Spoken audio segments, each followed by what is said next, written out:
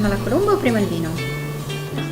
Facciamo un brindisi. Esatto, tanto vabbè, dai, a questa Esatto. mitica merenda, perché è uno sporco La festa, lavoro, comunque, qualcuno deve pur Ci farlo. stiamo sacrificando per voi, sappiatelo.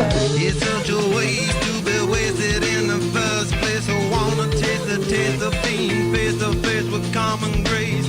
To meditate on Buon carne veramente Sempre molto, molto gradevole, con un perlage delicato.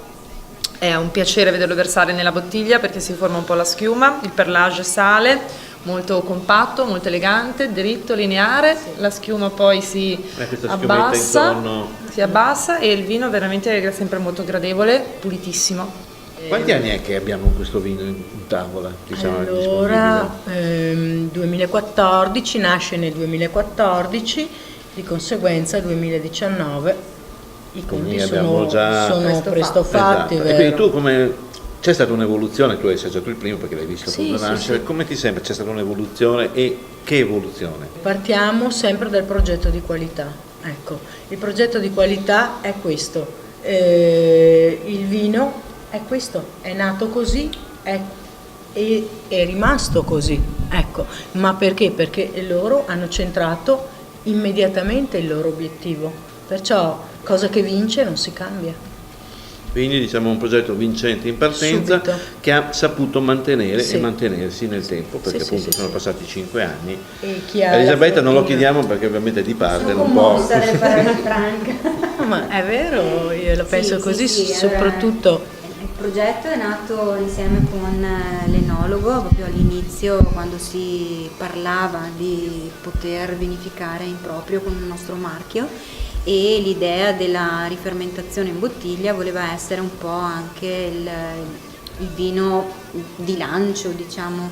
E quindi è stata un po' una scommessa per noi che non facevamo vino prima, per l'enologo che veniva da altra zona di produzione, quindi è stato invogliato proprio dalla Mettersi alla possibilità, esatto, di mettersi alla prova con uve diverse, ed è stata una scommessa secondo noi, beh, insomma, dire vinta forse è un po' eccessivo, riuscita. però riuscita, sì, e apprezzata perché diciamo che allora prodotto giovane, prodotto fresco, la gioventù lo apprezza, d'estate lo bevi molto volentieri. E io dico un vino, adesso magari i sommelier mi bacchetteranno, senza pretese, nel senso che non è il vino nel quale ci devi trovare 100 sentori, chissà che cosa, cioè è il vino piacevole, apri la bottiglia e la finisci. La piacevolezza innanzitutto dello stare insieme, Esatto. perché sia a pranzo che a cena, per una pizza, per un pesce,